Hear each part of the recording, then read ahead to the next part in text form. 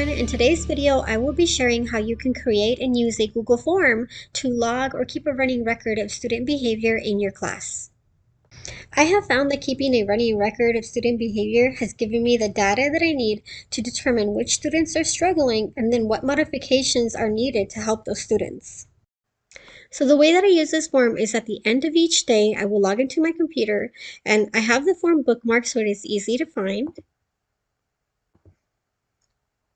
I go through each of the students and I select what color each of the students are at for the day. And then I just click submit. So for example, let's say that student's in yellow, that student's in blue, and another student was in yellow. Then I click submit, and that's all there is to it. Now, if I ever need to go back to refer to how a student was doing in the class, I will open up my Google form. And at the top, I'm going to click responses. And then I'm going to open up my spreadsheet. Here I can see an overview of my class data, and I can see which students are struggling. For example, student 5 has a lot of blues, which means they may be having a hard time with some routines or procedures. Also, I can look for patterns. For example, there could be a student that has a difficult time every Monday when they come back from the weekends, or every Friday.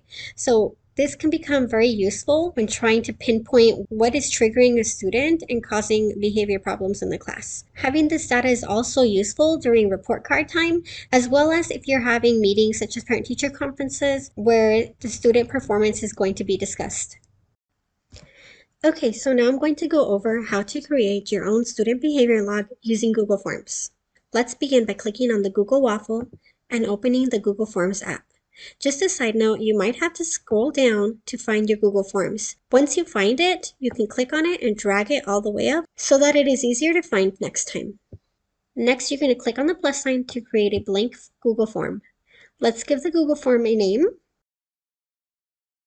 You can add a question to your form by clicking on the plus sign. We have a question here already. I could give this question a title, such as student name. However, I'm not going to type any words in this question. But because this field cannot be left blank, I am just going to push the space bar. You will see why this is an important step in a moment. Next, we're going to change our question type to multiple choice grid. Notice that we have rows and columns. In the columns section, we're going to be typing the colors that match your classroom behavior chart. In my case, they are green, yellow, blue, and red. The rows section is where students' names will be inputted. I have always numbered my students, so I like to input the student number and their name. I find it easier to find the students when they are in number order.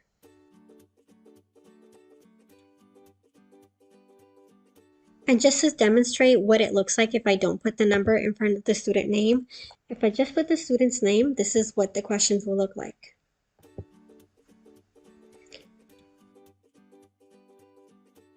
Notice that the first 6 have the number and the student, and then the last 3 don't have any numbers. So although the rows are numbered, the number of rows does not show up in the final Google Form view.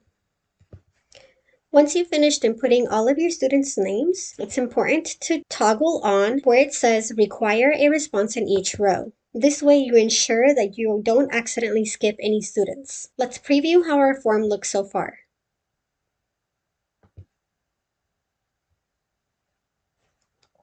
If you choose to, you can add a banner to your form and change the background colors.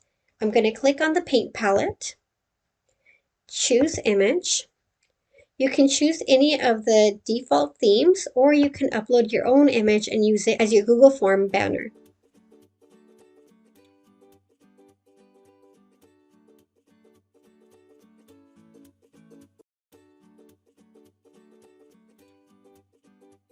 Now we are almost done.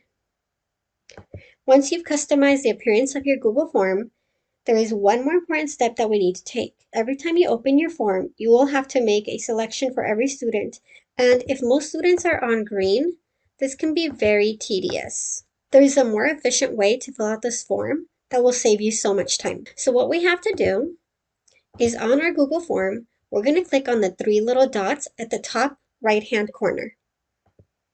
Then we're going to select Get Pre-Filled Link. What this does is it allows you to set default answers so that when you open your form, it is already filled out and all you'll have to do is make slight changes as needed. I'm going to select all of my students' default answers as green. Then I'm going to click Get Link at the bottom. Then I'm going to select Copy this link. I'm going to paste this link in a new tab. Now every time I open my form, you will notice that all the students are automatically selected as being on green. All I have to do now is just adjust the color for certain students.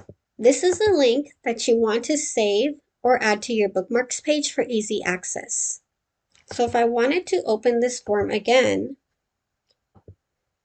all I'd have to do is click on the link that I bookmarked and my form will show up pre-populated.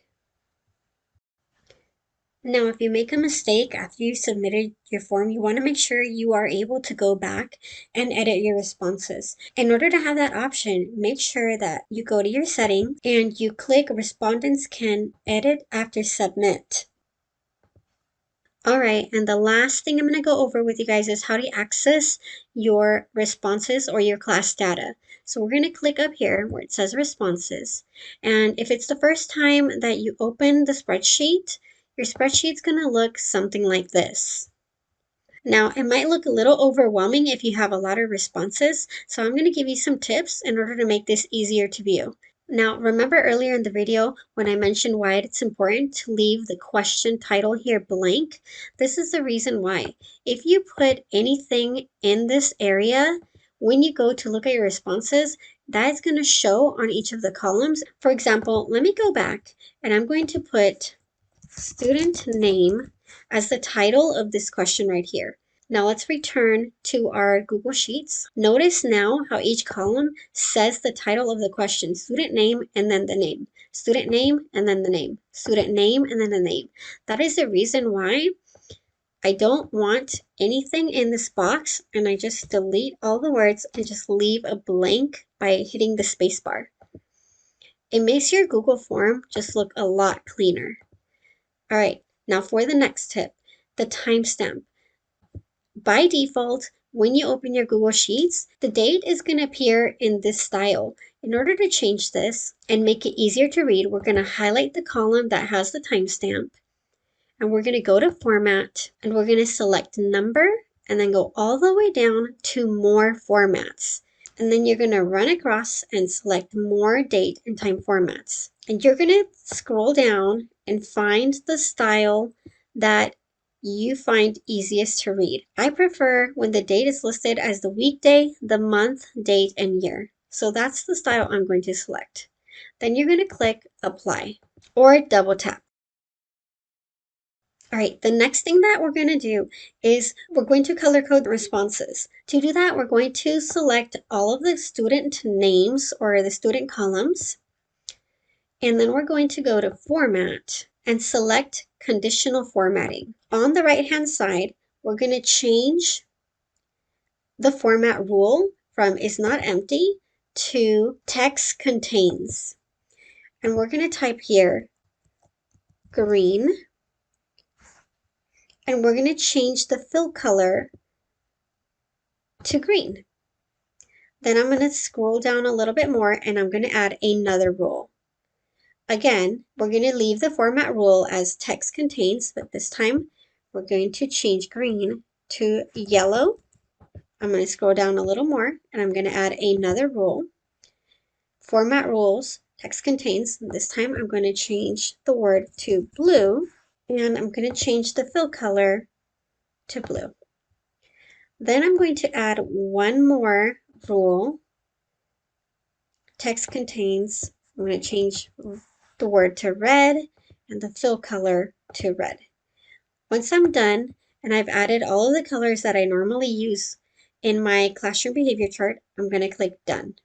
And then I'm going to close the conditional formatting rules panel. Now we have our data all color-coded and easier to analyze.